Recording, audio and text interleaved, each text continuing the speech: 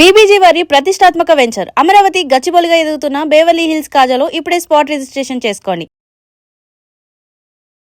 జై శ్రీమన్నారాయణ. నేను మీ icon astrologer Gattupalli Suresh Babu. ఇది మనకి 2026 సంవత్సరం 2026 సంవత్సరంలో మే మాసం అంటే సగపడ వచ్చేసాం. మే మాసం దాకా ఉన్నాం. మే మాసంలో ద్వాదశ రాశుల వారికి ఎలా ఉండబోతుంది, ఏ సమస్యలు ఉండడం ద్వారా ఎలాంటి పరిహారం చేసుకోవడం ద్వారా వారు మంచి స్థాయికి, పొజిషన్కి, వారు అనుకున్నటువంటి స్థితిగతులకి వెళ్ళేలాగా ఉంటుంది. దానితో పాటు ఈ యొక్క మాసంలో శుభకార్యాలు చేసుకునేదానికి, విదేశీయానానికి వెళ్ళేదానికి ఏ రాశుల వారికి ఎలా ఉంటుంది, అందులోనూ పెళ్ళిళ్ళు చేసుకునే వారికి, పెళ్ళి అయ్యి భార్యాభర్తలు విడిపోయిన వారికి, భార్యాభర్తలు సుఖంగా ఉంటూ పిల్లలు పుట్టలేని వారికి, పిల్లలు మాట వినని వారికి, అంటే ఈ గ్రహస్థితులు గమనించినట్టయితే ఏ రాశి వారికి ఎలా ఉండబోతుందో ఒకసారి మనము పరిశీలన చేసుకోవచ్చు. ముఖ్యంగా అతిపెద్ద గ్రహాలైనటువంటి శని భగవానుడు మీనరాశిలోనే సంచరిస్తారు ఈ మాసం మొత్తం కూడాను. అలానే రాహు కూడా ఇదే మాసం మొత్తం కూడా ఎక్కడైతే స్థానంలో ఉన్నారో అదే స్థానంలో సంచరిస్తూ ఉంటారు. గురువు అయితే గనక మిథున రాశిలోనే సంచరిస్తూ ఉంటారు. అలానే కేతువు అయితే గనక మనకి సింహరాశిలోనే సంచరిస్తూ ఉంటారు. రాహు వచ్చి కుంభరాశిలో, కేతు వచ్చి సింహరాశిలో ఇలాగా సంచరించేటువంటి గ్రహస్థితి కనపడతా ఉంది. ఇక అందరికీ తెలిసిన విషయమే, చంద్రుడైతే 3 రోజులకు ఒక్కసారి గ్రహాన్ని మారుతూ ఉంటారు, అంటే రాశిని మారుతూ ఉంటారు. ఈ యొక్క గ్రహస్థితిని మనం గ్రహించుకొని ఉన్నప్పుడు ఇక మరొక విషయం, శుక్రుని యొక్క గ్రహం ఎక్కువ శాతము గ్రహాల యొక్క స్థితిగతులు గమనించినట్టయితే కనుక శుక్రుని యొక్క దశాంతరదశ నడిచే వారికి కొంతమేర బాగుంటుందని చెప్పొచ్చు. శుక్రుని గ్రహం వచ్చేసి అన్ని రాశులకి మీద కూడా కొంతమేర అశుభ ఫలితాలు చూపించకన్నా కూడా మిశ్రమ ఫలితాలుగా కనపడతా ఉంది ఇది మే మాసం మొత్తం కూడా. ఇక మనం గ్రహస్థితి, స్థితిగతులు, అలానే ఈ యొక్క దశ అంతర్దశలు ఏ రాశిలోకి ఎలా ఉండబోతుందో ఒక్కసారి మనం పరిశీలనలో తీసుకున్నట్టయితే కనుక అంటే ద్వాదశ రాశుల్లో ఒకటి వృషభ రాశి. వృషభ రాశి వారికి మే మాసం గ్రహాలన్నీ కూడా మంచి చోదిస్తున్నాయి. కాకపోతే మీకు ఈ మాసంలో ఎక్కువ శాతం నరదిష్టి, నరఘోష అయితే బాగా కనిపిస్తుంది. ఎందుకు అంటే కనుక మీరు ఏదో సాధించాలనుకుంటున్నారు. పోటీ పరీక్షల్లో ఉత్తీర్ణులు అయిపోవటమా, లేకపోతే క్యాంపస్ సెలక్షన్లో జాబ్స్ రావటమా, లేదంటే ఎప్పటి నుంచో ఎదురు చూసేటువంటి ఆస్తులు కానీ మీరు మర్చిపోయి వదిలేసినటువంటి మీ యొక్క పాత లవర్ కానీ మీకు కనిపించడమా, ఏదో ఒక రకమైనటువంటి దాంట్లో మీరు వైరల్ అయ్యేదానికి అయితే ఎక్కువ కనపడతా ఉన్నారు. ఏదైనా గేమ్స్లో. ఇక వృషభ రాశి వారంటే ఎక్కువగా గేమ్స్ ఆడి గెలిచి చూపించడమా, లేకపోతే ఫ్యాషన్ డిజైనర్ దాంట్లో ఏదో ఒక రంగంలో అయితే కనుక మంచి పేరు ప్రఖ్యాతి అయితే మీకు కనిపిస్తూ ఉంది. కాబట్టి మీకున్నటువంటి పేరు ప్రఖ్యాతి కావచ్చు, ఇప్పుడు వచ్చేటువంటి హోదా కావచ్చు, మే మాసంలో వచ్చేటువంటి హోదా ఏదైతే ఉందో ఈ హోదాతో మీకు మీ మీద పడి ఏడ్చేటువంటి కళ్ళు చాలా ఎక్కువ కనిపిస్తూ ఉన్నాయి. అందులో బయట వారు కాదండి, మొత్తం మీ బంధుమిత్రుల్లోనే కనిపిస్తున్నారు. కాబట్టి మీరు ఏం చేస్తున్నారు, మీరు ఏం చెందుతున్నారని ఎదుటి వారికి తెలియచేయకండి.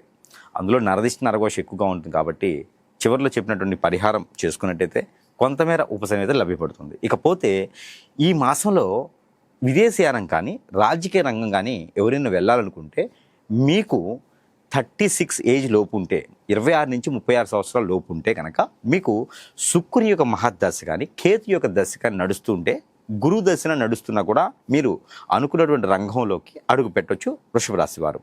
సినీ రంగమైనా, రాజకీయ రంగమైనా, మరే ఇతర రంగాలైనా బాగుంటుంది. ఇకపోతే మీకు ఇండస్ట్రీలు స్థాపించేదానికి కానీ, ఏదైనా సాఫ్ట్వేర్ కంపెనీలు నెలకొల్పేదానికి కానీ, ఏదైనా హార్డ్వేర్ సంబంధించినటువంటి కానీ వర్క్షాప్స్ కానీ మీరు పెట్టుకునేదానికి ఈ మాసంలో అయితే మొదలు పెట్టేదానికి చాలా బాగుంటుంది.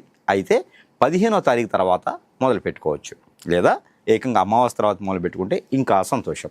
ఇకపోతే ఏదైనా మీ చేతి ద్వారా మీ చేతి మీద శుభకార్యాలు నిర్వర్తించండి అని చెప్పేసరి మీకున్న తెలివితేటలకు కావచ్చు, ఆలోచనకు కావచ్చు, అందరిని ఆకట్టుకున్న తత్వానికి కావచ్చు, ఆ ఒక పెత్తనాన్ని మొత్తం మీకు అప్పగించేటువంటి అవకాశం ఉంది మీ బంధుమిత్రుల్లో, మిమ్మల్ని నమ్మినటువంటి వారు.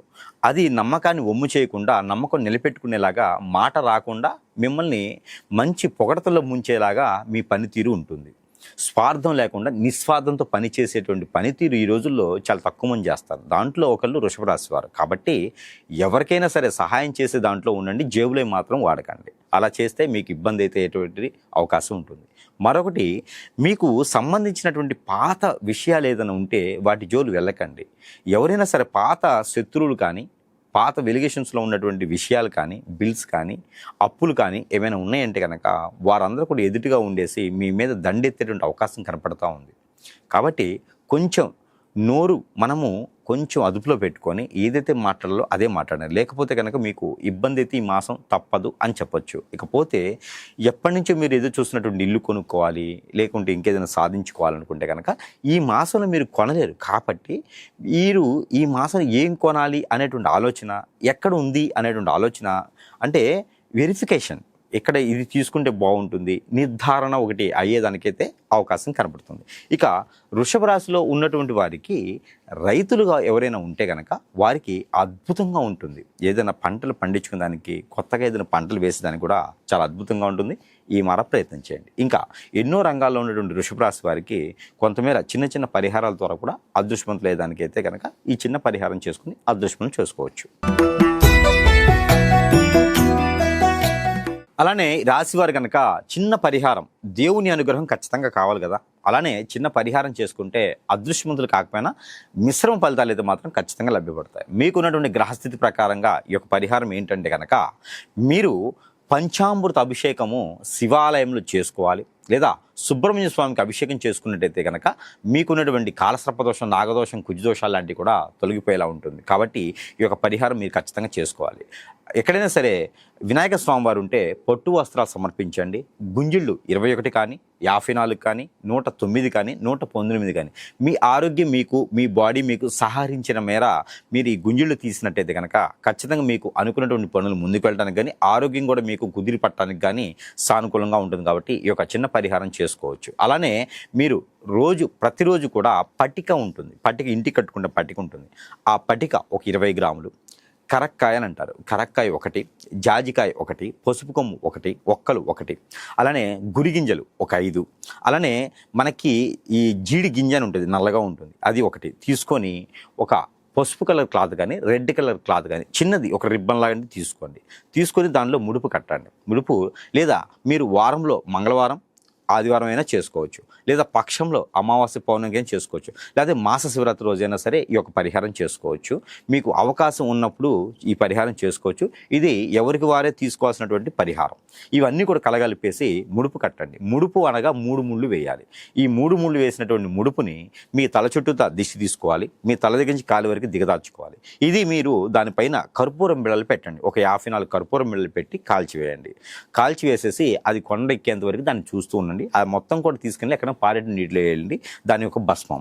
ఇది చేస్తే కనుక మీ మీద జరిగినటువంటి చెడు క్రియలు ఏమైనా ఉంటే కూడా అవి కూడా పటాపంచలేయడానికి అవకాశాలు ఎక్కువగా ఉంటాయి. అంటే హిప్నాటిజం, బ్లాక్ మ్యాజిక్ లాంటివి జరుగుతూ ఉంటాయి కదా, దానివల్ల కూడా మీకు ఇబ్బంది పడుతుంటారు. అవన్నీ కూడా కొంతమేర దూరం అవుతూ ఉంటాయి. ఇక ఆర్థిక పరంగా ఇబ్బంది ఎవరైనా పడుతున్నారు ఈ రాశి వారు అనుకుంటే కనుక వారు ఒక మస్టర్డ్ ఆయిల్ ఒక 20 గ్రాములు లేదా ఒక 200 గ్రాములు తీసుకోండి. ఒక 100 గ్రాములు బాదం ఆయిల్ తీసుకోండి, ఆల్మండ్ ఆయిల్ ఒక 100 గ్రాములు తీసుకొని, ఒక 100 గ్రాములు కోకోనట్ ఆయిల్, ఈ 3 కూడా కలిపి ఉదయించేటువంటి సూర్యకిరణాలు పడేలాగా ఒక 10 నిమిషాలు చూపించండి. ఆ ఆయిల్ని ప్రతినిత్యం కూడా ఒక టీ స్పూన్ సుమారుగా తీసుకొని తల మీద ఒక డ్రాపు, షోల్డర్స్, నాభి, అరిచేతులు, అరికాళ్ళు, బ్యాక్ L4 L5 ఇక్కడ మీరు ప్రతినిత్యం కూడా బయటికి వెళ్ళేటప్పుడు అప్లై చేసుకొని వెళ్ళాలి. అలానే బయటికి వెళ్ళేటప్పుడు ఒక 2 మిరియాలు నోట్లో వేసుకొని నమిలి వాటర్ తాగి బయటకు వెళ్ళండి. మీకు అనుకున్నటువంటి పనులు ముందుకు వెళ్తే దారిద్రము మిమ్మల్ని దాటి వెళ్ళిపోతూ ఉంటుంది. కాబట్టి మీరు ఎంత దీనస్థితిలో ఉన్నా సరే ఈ యొక్క చిన్న పరిహారం చేసుకుంటే అదృష్టం అనేది మీ సొంతం అవుతుంది. అలానే మీకు ఎవరికి చెప్పుకోకుండా ఒక 2 ఇలాచీలు తీసుకొని మీ పాకెట్లో పెట్టుకొని బయలుదేరండి. అలానే నైట్ పూట పడుకునేటప్పుడు కూడా ఏదైతే మిశ్రమ ఆయిల్ ఉందో ఆ ఆయిల్ని హైబ్రోస్ మీద ఒక 2 డ్రాప్స్ వేసుకొని నిద్రించండి. నిద్రపోయేటప్పుడు 2 లవంగాలు తినేసి వాటర్ తాగి పండుకోండి.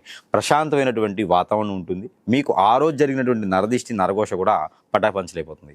ఈ యొక్క చిన్న పరిహారం చేసుకుంటే మీరు అదృష్టవంతులయ్యేదానికి అవకాశాలు మెండుగా అయితే ఉంటాయి.